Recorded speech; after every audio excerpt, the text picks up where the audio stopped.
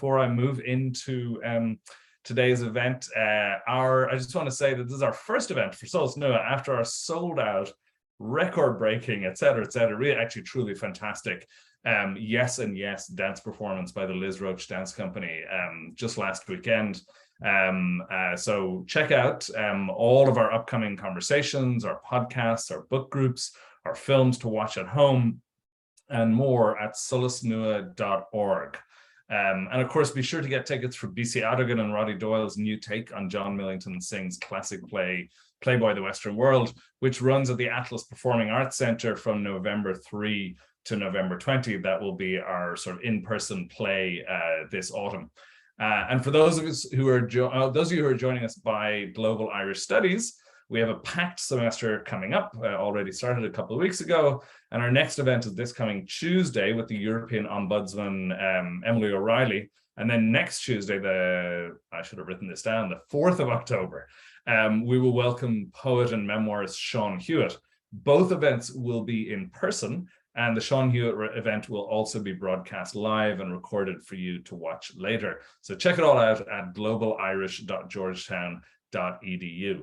That's the end of the parish announcements.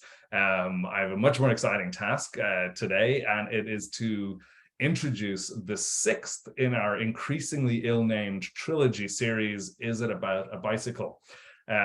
Writers in Conversation. It is an online series presented by Solas Nua and Global Irish Studies that brings together contemporary Irish writers or writers based in Ireland with leaders and experts from a variety of sectors to explore their shared interests across disciplines and often across oceans.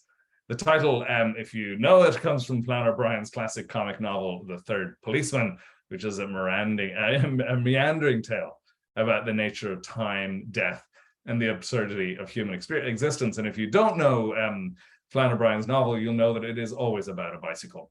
But today's conversation may or may not touch on bicycles. I'm very excited about this. This is our first one of the autumn, and it brings together Dr. Rosaleen McDonagh and Teri Cross-Davies, and I'll introduce them both quite briefly here before handing over to them. Rosaleen McDonagh is a playwright, an academic, a social worker, a feminist, a columnist for the Irish Times newspaper, and a member of Ireland's Academy of the Arts and Culture, Aosdána. Her plays include The Baby Doll Project, She's Not Mine, Rings, The Prettiest Proud Boy, and Mainstream. And her most recent commissions were Walls and Windows for the Abbey Theatre and Contentious Spaces for the Project Arts Theatre and Project Arts Centre. And I want to say, and Rosaleen can correct me on this, but I think Walls and Windows was the first production by a traveller writer on the Abbey stage. I may be wrong about that. Rosaleen is a board member of the Pavee Point Traveller and Roma Centre and was appointed a Human Rights Commissioner in Ireland in June 2020. She completed her PhD on disabled traveller identity, and she's the author of, and one of the reasons why we're coming here today, she's the author of the recently published Unsettled, a memoir that explores racism, ableism, abuse, and resistance. And she's in conversation with our neighbour, our friend, Teri Cross-Davies, who will be well known to many of you in DC, author of A More Perfect Union in 2019, the winner of the Charles B. Wheeler Poetry Prize, and also Haint from 2017, which won the, I can't even say this word, Aosdána, is that right, Teri? It's a hard word to say. Aosdána Poetry Award, and she is the 2020 Poetry Society of America's Robert H. Winner Memorial Prize winner. And many of you will know her from her work as the poetry coordinator for the Folger Shakespeare Library here in Washington, DC. I'm going to hand it over to Teri and Rosaleen just now, but for those of you who joined us, those of you in the audience, thank you very much. It's great to have you here, whether you're joining us from DC or Ireland or farther afield. And I know that Rosaleen and Teri welcome questions, so please, throughout the conversation, if you have any questions, put them in the Q&A. Just look for the Q&A button at the bottom of the screen, add them to the Q&A, and Teri will get to them as soon as she can, if she can. I think this is going to be a lively conversation. We've had a good half-hour talk in the green room over the last while, and there's a lot to talk about, but we will definitely try to get to your questions. I'm going to turn off my screen, kick back, relax. You should pour yourselves a glass of wine or a beer or a cup of coffee and enjoy our conversation with Teri Ellen Cross-Davis and Rosaleen McDonagh. Thank you very much. Thank you, Colleen, and thank you, Solas Nua, and thank you, Rosaleen, Dr. McDonagh. I appreciate you being here today to talk about Unsettled, your book, to talk about all the things. And I know early on we were talking and you were like, let's hit it hard out the gate. I'm with you. Let's talk about racism. And let's talk about your experience and the experiences of racism that has happened in your lifetime. And yeah, so let's just start out the gate with that. I would love to hear your experiences with racism in Ireland. Okay, and you jump in whenever you want. First of all, we're both women, and so that's already a complex body to live in. And in Ireland, I'm an ethnic minority, but we only got recognized by the state in 2015, 2017. So for my history and for my ancestries, we weren't considered true Irish. We have our own language, our own heritage, our own culture, our own way of being and doing stuff. We have a particular dialect known as Gammon, I can't, and I suppose I'm imagining you as a Black woman must find it really strange when I say I live with racism every day. You must be saying, no, you're not. What I would say is racism is about context. So, while I don't have the Black experience of racism, I have another kind of experience which is related to Roma people and travelers, and essentially we are subordinates to Irish identity. Does that make sense? That makes so much sense. And even as you begin to talk about it and to say that there's a different culture, a different tradition, a different dialect, a different way of doing things, you could have equally been talking about the Black experience in America. Because for so long we were, and for many people still are considered, not Americans, not true Americans, even though this country wouldn't be this country without the experience of Black people and the free labor that we gave unasked for centuries. So there is that. And yeah, it just. I would also say that we are Irish travelers are the nuisance that won't go away. They try to assimilate us. So we're kind of an embarrassment. We're kind of a nuisance, if you know what I mean. And we have similarities with the Maori people in New Zealand and the Aboriginal people in Australia. And you know what, Teri? We have more of our people are in prison than they are in university. That's a statistic I grew up hearing a lot in college when I was in college, that there were more, at that point, more Black men in prison, in part of the prison industrial complex than there were in in schools of higher education. So again, the overlaps are sadly stunning. And it makes me think more about intersectionality in different ways. And it makes me think about who has something to gain from keeping a people in a permanent second-class citizenship, and what are people truly afraid of if they are to give and I almost hate the term empower, because it assumes that there's someone in control of power doling it out in small slices to those that they find tolerable. But I constantly find myself going back and thinking about who has something to fear and who has something to gain. And just what does it mean to have to deal with this kind of racism on an everyday basis, not only to mention how it affects the body internally. There's a woman, Arlene Geronimus, she coined this term weathering, that within Black people's bodies, like a lot of times we're like a good 7 years older than we may present, because we have to deal with the high, all these elements, the cortisol running ragged, all of these things. For the moment you walk out the door, you're in a store where someone won't hand you your change or will slide it to you on the counter, which has happened to me. And I wanted to go back because you in the book. Let me just stop you. I hear you. I hear you. If I here in Ireland, if my family want to book a venue, a hotel room, we have to lie about our surname. The minute I say my surname, people know already. I'm one of those.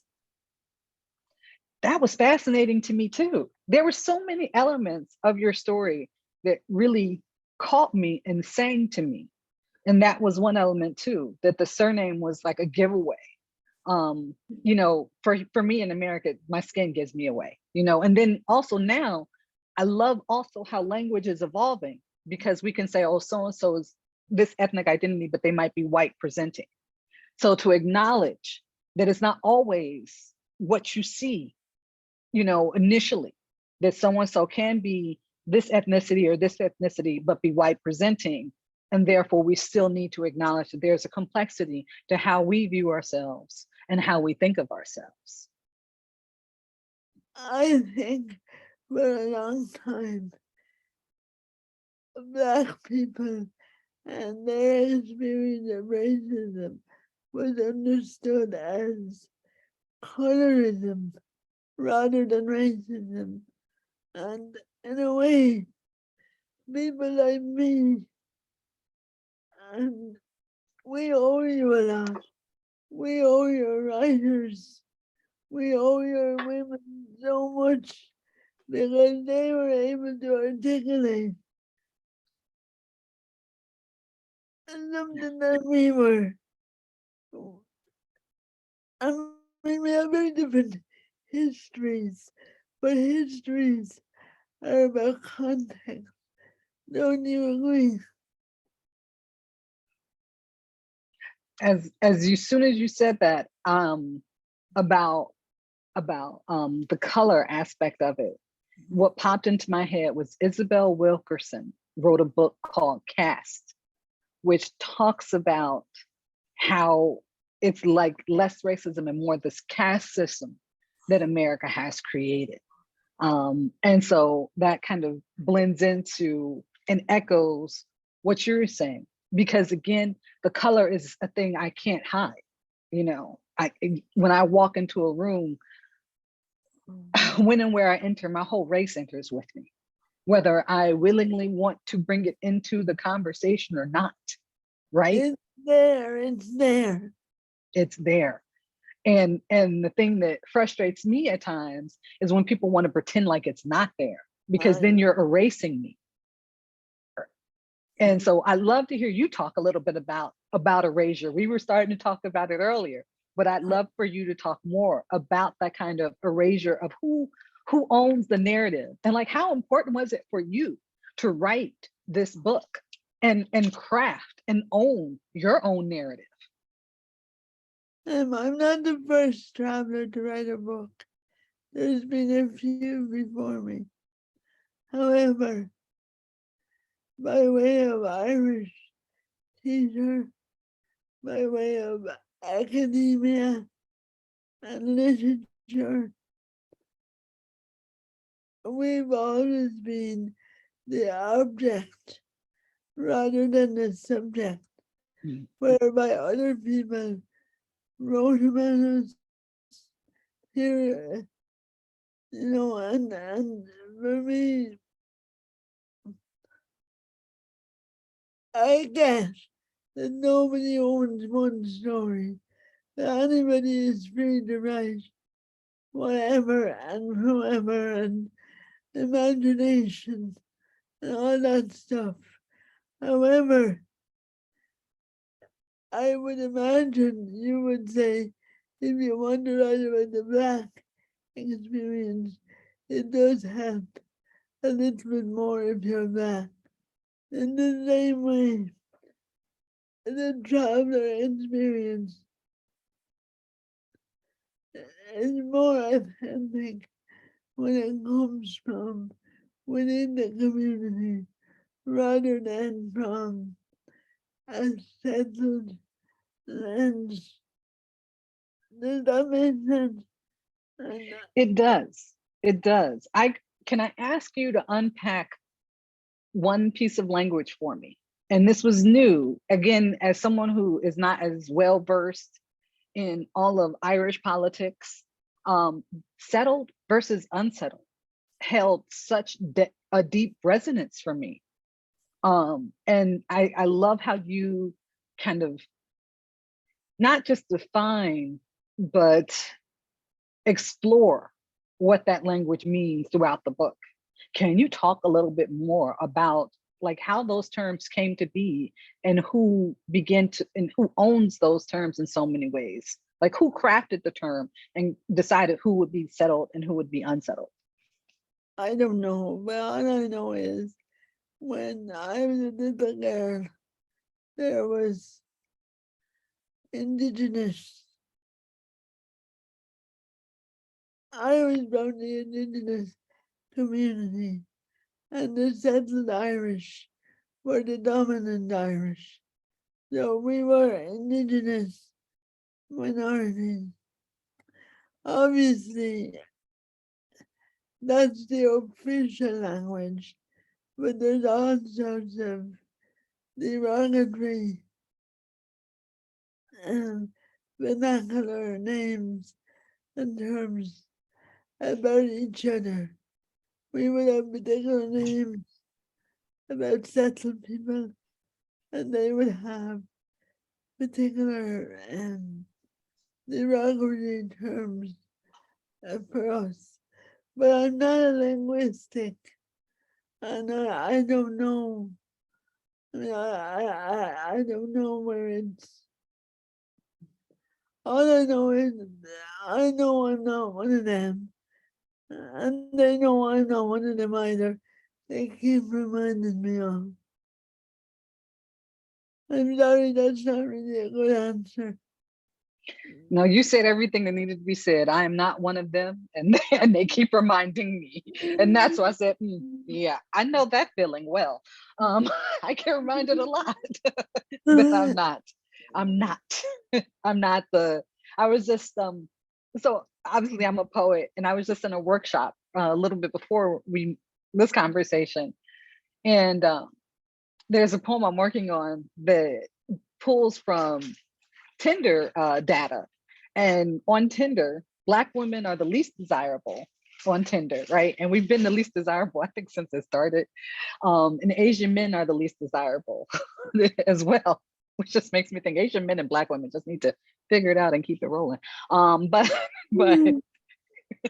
But so there's that constant reminder that I'm not the standard. I'm not blonde and blue-eyed and white, or even white presenting.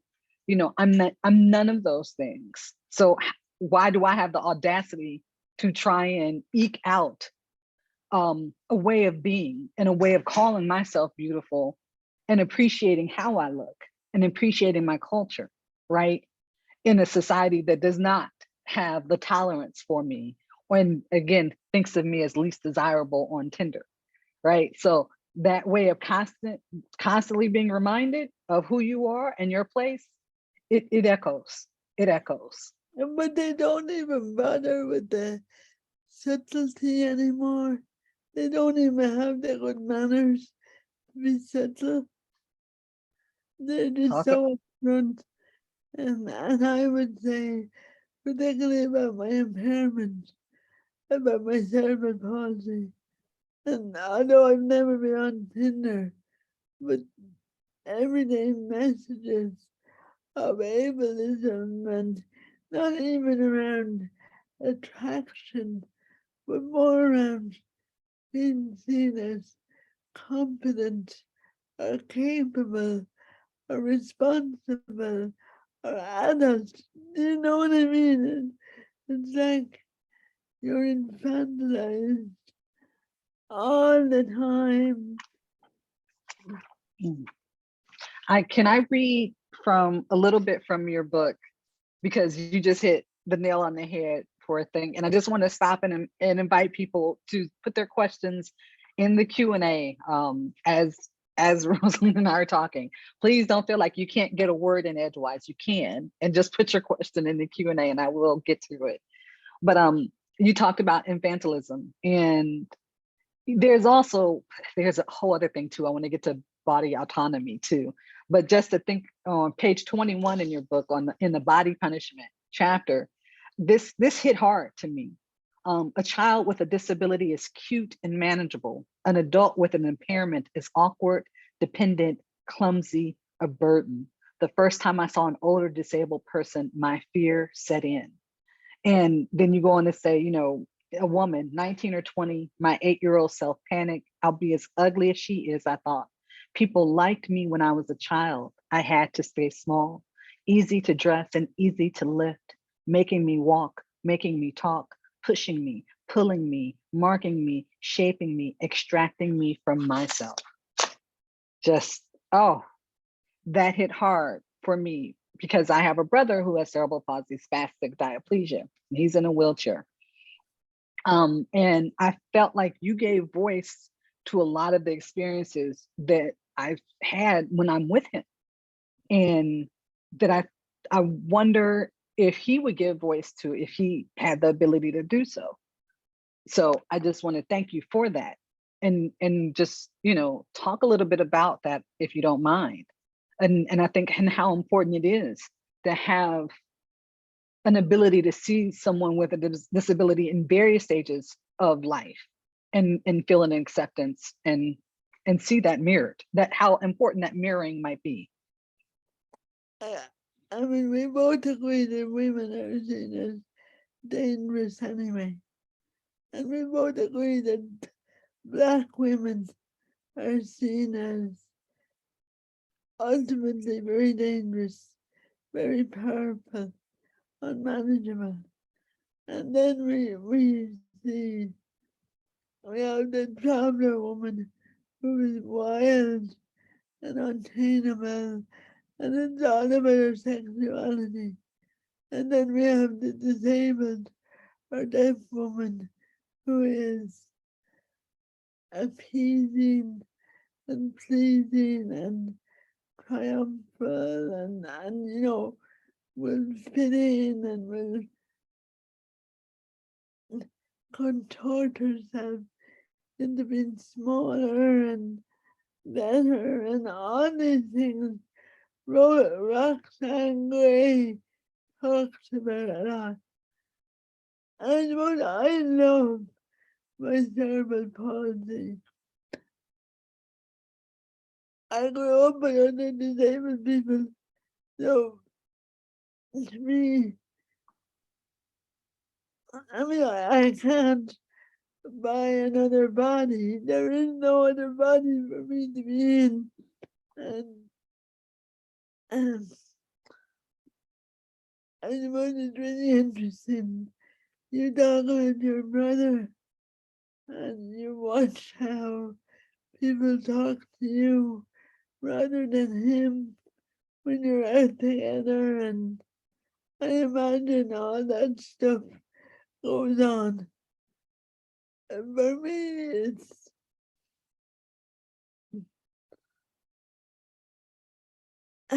it's endemic. But what I really enjoy is literature and art. It gives us an opportunity to kind of hold that mirror up. Say, hang on a minute, you're not going to do this to me anymore. And I now do a lot of work with younger disabled women, and that gives me great joy and energy. And I mean, I learned they're a generation, thankfully, who went to mainstream school and who are now all in college, university. So they're articulate, they're strong, and they tell me that it's a bit like feminism. They haven't met the glass ceiling yet, but they know they will. Does that make sense? They know Yes. that at some point their college peers, they'll go one way and we go another way. And of course, in the disability community, there's diversity and certain impairments are more affable than others. Does that make sense? Yes. Yes. You know, it's a bit like black women, brown woman, yellow woman. You know, the whiter you are, the better you are. And it's a bit like the disabled bodies. The more you can emulate the non-disabled body, the more validated.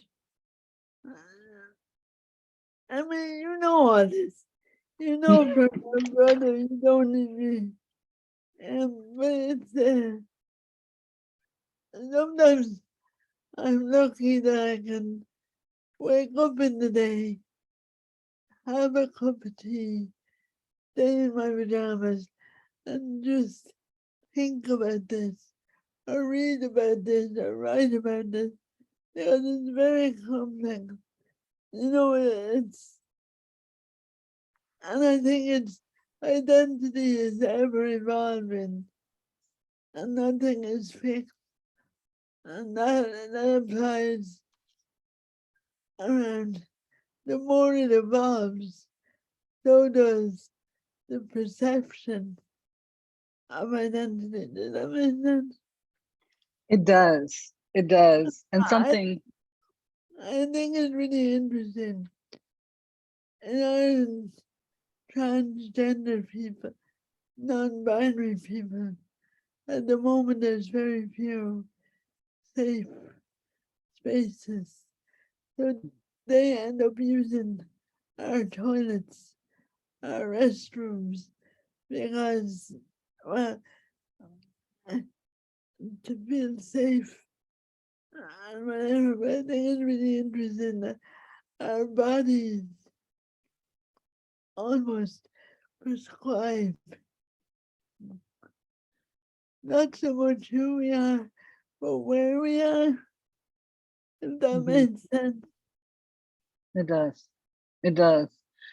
As when you talked about like the like comparison of like with darker skin, the lighter you are. You know, there's the saying I grew up with: if you're light, you're all right. If you're brown, stick around. If you're black, get back. And it actually made me think of a Nidazaki Shange line from For Color Girls Who Consider Suicide When the Rainbow Is Enough. And instead of, you know, my love is too precious to have thrown back in my face, it's the whole idea of anything that exists outside the norm being thrown back in the face of the majority. It becomes an irritant. Like, you know, and so that resonated in one way. And so I just, and So yeah, I was thinking about that. There are two questions and I wanted to answer them very quickly. The second one, someone said, okay, I came in late. What's the title of the book? It's Unsettled. Look at this gorgeous cover. Look at this book. Ignore my notes sticking out here. That's the name of Dr. Rosaleen McDonagh's book, Unsettled. And then the answer, I'm always like, yes, unsettled. Let's make sure people see it and if they get it. And then the second question, and I'm sorry, Rosaleen, did you have something to say? Yeah, Teri, every time you say doctor, I get such a fright. I don't believe you're talking about me. I got my doctorate in before the pandemic and 2017, 2018. And so I almost forget. And when people say doctor, yeah, it brings a lump. Not Like a I've known too many girlfriends who have gotten their doctorates and not gotten the due respect that doctorate involves. yes. So I am here, Dr. McDonagh, all day, every day.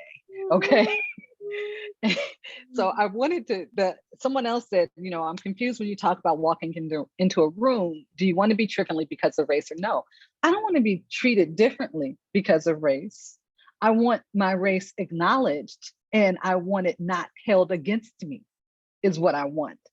I don't think that the whole idea of race blindness is appropriate, nor does it accurately address and respect my culture and the way that I was born and how I was reared in this country, learning two histories. The history of one that said, okay, yes, the Klan, you know, chased my family off of lands that they owned and will never get back. Okay, so there's that history that doesn't, but not the whitewash history, you know? So I want my history acknowledged. I want that there's a Rosewood and a Tuskegee incident acknowledged and a Henrietta Lacks. I want all these things acknowledged and not just ignored when I walk into a room. So that's what I'm looking for, right? And so I would say, Rosaleen, how would you feel about that? What do you want people to know when you enter into a space? Well, for example, if I get a commission for a play, I want them to know the play would be about travelers. It won't be settled Irish. It won't, you know, I mean, I'm not sure I can articulate in the way you did, but I want to be acknowledged. I want my ethnicity to be something to be respected and protected, and not someone say, oh, you're one of those. And then they move away, or they hold their hand back, or they would say things like, but you're not really, you're educated, and you're nice, and you're not like the others. I can't be doing with that shit. No, I can't. And on purpose, I don't want to have to minimize my experience. Where you know the phrase people say, oh, when you shut up, or that's enough, we know enough.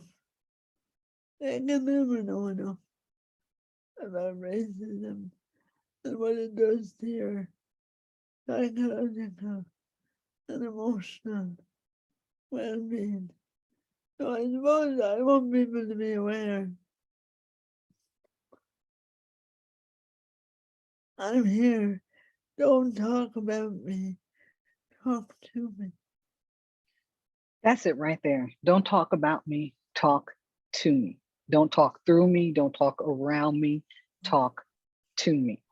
And I had to hold on to the cackles because the cackles were about to come out my mouth and I was about to cackle away and laugh when you talked about, how did you put it? 'Cause, oh, you're not one of them. You're, I actually explained the situation to my children not too long ago of someone who I was quasi dating who was not Black and who, said to me, oh, but you're not like other Black people. Like, we're going down the wrong road here. That's not the way to go about this. And yeah, those moments too. And I think you mentioned it too in the book of clutching purses, of locking doors. That's the most hilarious one to me, is like when you're by a car and all of a sudden the door is locked and you really think, did you really think that I was scoping out your car to assault you in some way? Or getting on the elevator and people cross to the other side of the elevator, clutching that purse up. Like your whole job and mission in life is to assault people and take their things. And I'm like, really? Because if that's, it's just all the stereotypes that yeah. This happened when you're with your Black friend and you have a white friend and they're trying to not so much fit in, but they're trying to say, oh, I'm really embarrassed and awkward. I know I've had an experience where my settled friends would say, okay, I'll leave you here with your friend. I'll be back in an hour, because they don't want to be seen. With travelers are, the energy and the ingenuity they put into hiding or trying to hide their racism is so funny and it's so lovely. And it's so obvious at times because you see it so often. Someone asked, is it possible that, when someone moves to the other side in the elevator, that they're just making space for you, or you seeing what you expect to see or want to see? I will clarify and say, I never want to have racism experience. I never want to be in a situation where someone sees me and recoils because of my color and all the stereotypes that they assume to be in play. I would love to be acknowledged as Teri, as an individual. I'm a mom. I'm a daughter, I'm an aunt, I'm a poet, I do all these other things. I would love that acknowledged, right? So I just, so it's just these are things that it takes some opening of one's experience to understand that I'm not projecting, because how is it that you and I are in two different places in this world but can talk about the same experience? Right? You're not projecting and I'm not projecting. We're calling out what we see. And that's all that is. I wanted to dive into another thing, because I just thought, again, when I was just so amazed at all the overlaps culturally between the two, and that was hair. Because you have a section in here where you talk about your hair, and you talk about, you cut your hair at one point. And I just want to say that once I cut all my hair off twice. And I will tell you, I got the business from my great aunt and my grandmother when I cut my hair off. I was told a hair is a woman's crown and glory. What are you doing? How are people gonna know you're a woman? Like, I'm pretty sure I got other things that they might know. You're not gonna get a husband. Exactly. You won't get a husband. Yeah, there are a lot of things you are taught about hair. And if I can read this one quick poem from my first book. And it's called East 149th Street, Symphony for a Black Girl. Sitting too long, skinny cinnamon burnt legs cramped. Mama's thigh suctioned your ear. Relief was turning your head, a new view of the television. But nothing was better than matching candy colored beads, symmetrical cornrows, braids swinging rhythmically, aluminum sneaking its shine through the hair's woven layers, and the freedom of skipping on sidewalks, blacktop driveways, running around backyards, listening to the beads' clanging kiss, the crescendo then whispering this, music celebrating the movement of you. So when that was a poem I wrote in my first book about getting my hair braided, which is like almost like a rite of passage for a lot of little Black girls everywhere. And sitting between mama's thigh, getting your hair oiled, your hair brushed, your hair combed, the tenderness that is expressed and passed through generations and generations. Can you talk a little bit about that? Because I love that moment in your book when you talk about oiling, getting your hair oiled and brushed, and thought, wow, this happens here too. I came from a large family, and I have 9 sisters, and we all have long hair. And my mother really enjoyed. We didn't enjoy it, but my mother enjoyed combing and ironing my hair and my sister's hair. My difficulty was that I hated my hair because it was always knotted. Having my hair combed or oiled meant I would have to sit still. So I would try and run away, and my sisters would have to run after me, and my mother would be kind enough to leave me for 2 or 3 days, so I wouldn't have to do it every day. And also, that was one part, but as a disabled woman, as a young girl in the institution, my generation, a lot of the girls and boys had their hair cut short because that was the way it was. And your hair needed too much attention. So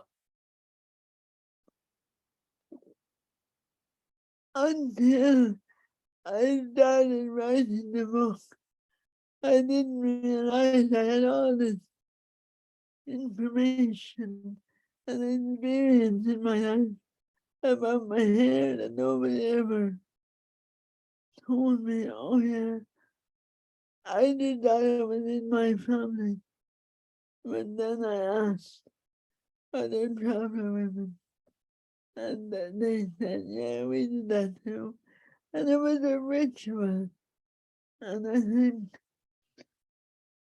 I'm very now an adult woman, and I was never a very good looking woman, but I was always a very interesting woman. If that makes sense.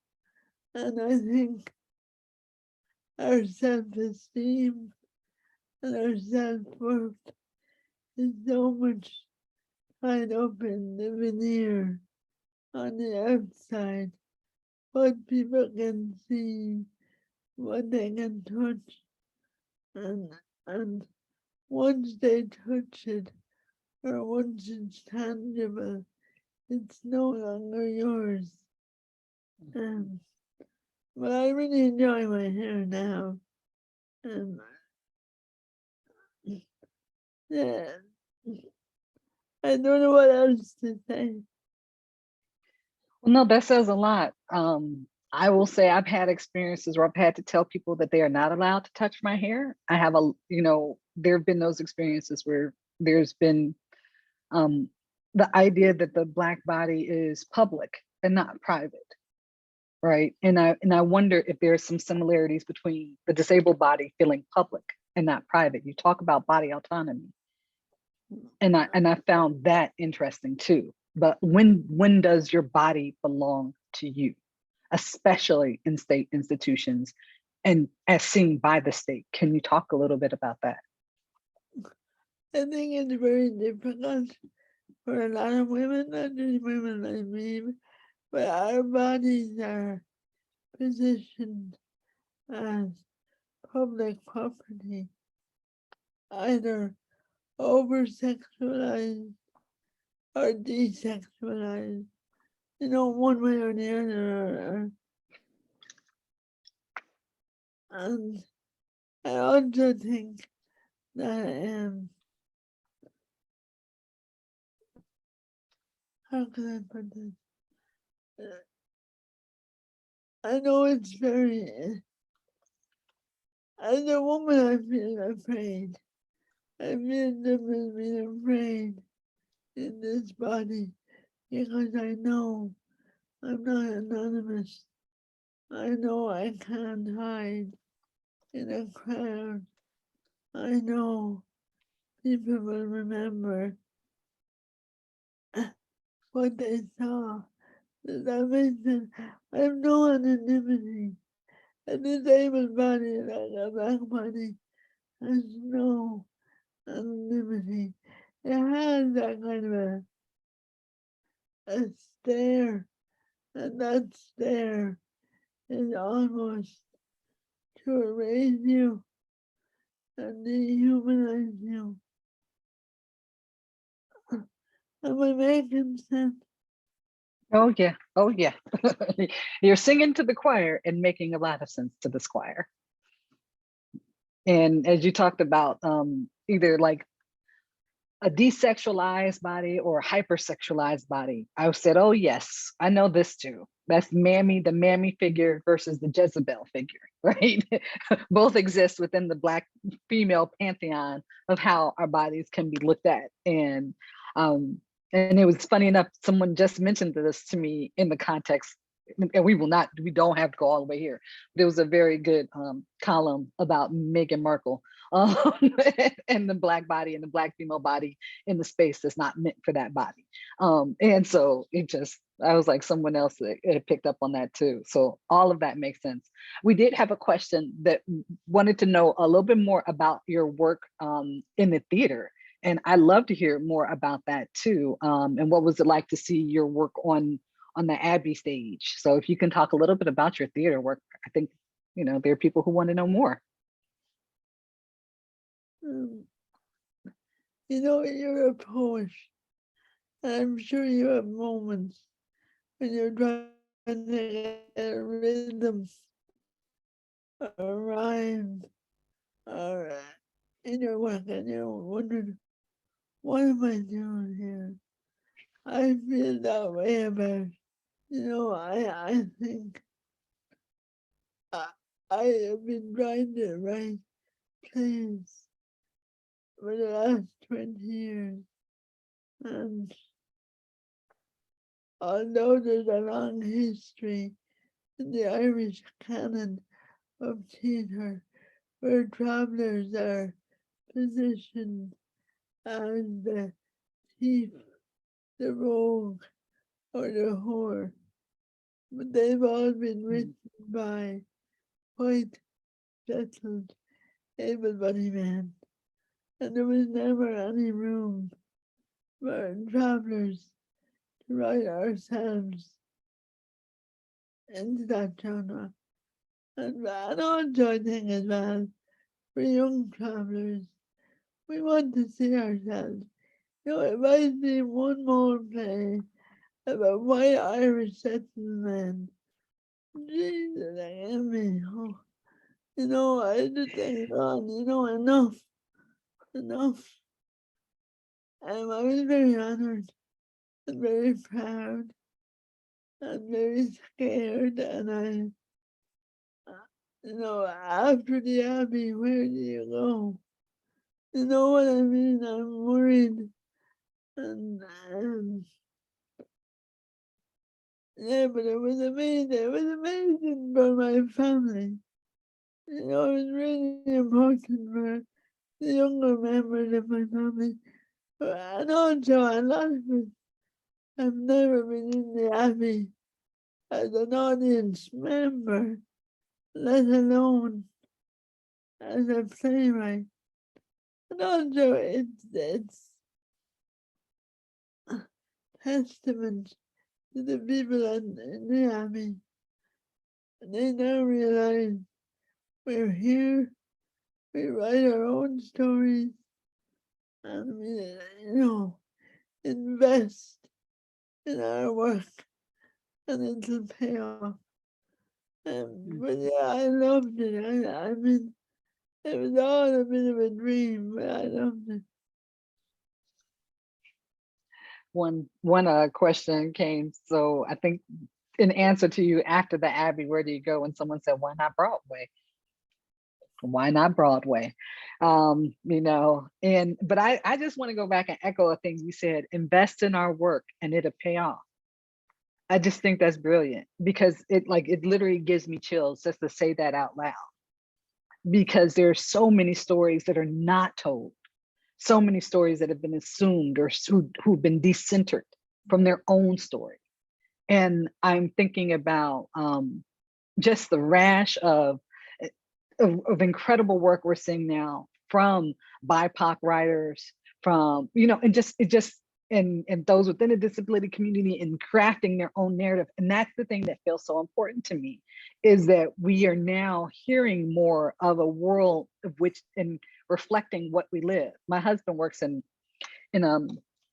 he works at a Quaker school, and he works in the Office of Welcome, Equity, Justice, and Belonging.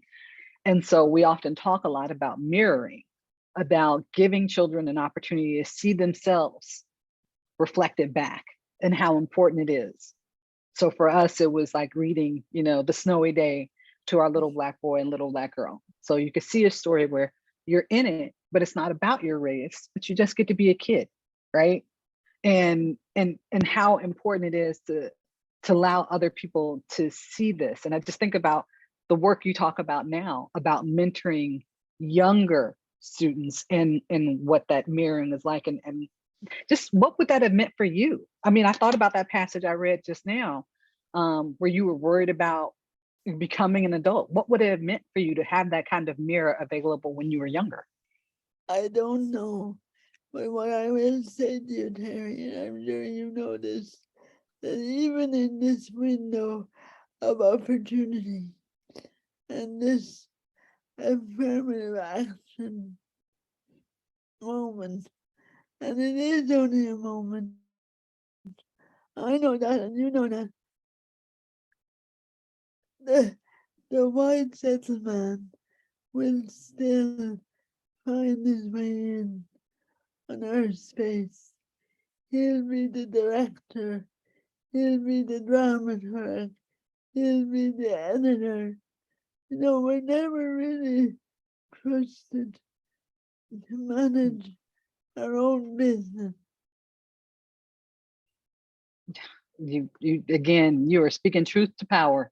You were truly speaking truth to power. All of what you said resonates and echoes. There was a piece that went out in the DC area, and it was like, white theater, we see you.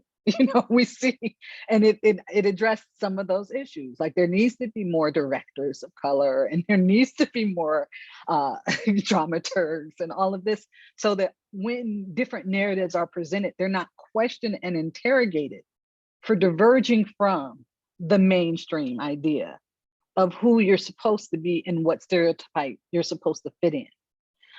There's a great question here, they say, thank you so much for this discussion. It has been incredibly powerful to hear. Do you think the human race, all our cultures, are moving toward a broader understanding of identity in all its nuance, or what still holds us back? I'd love to hear your answer to this.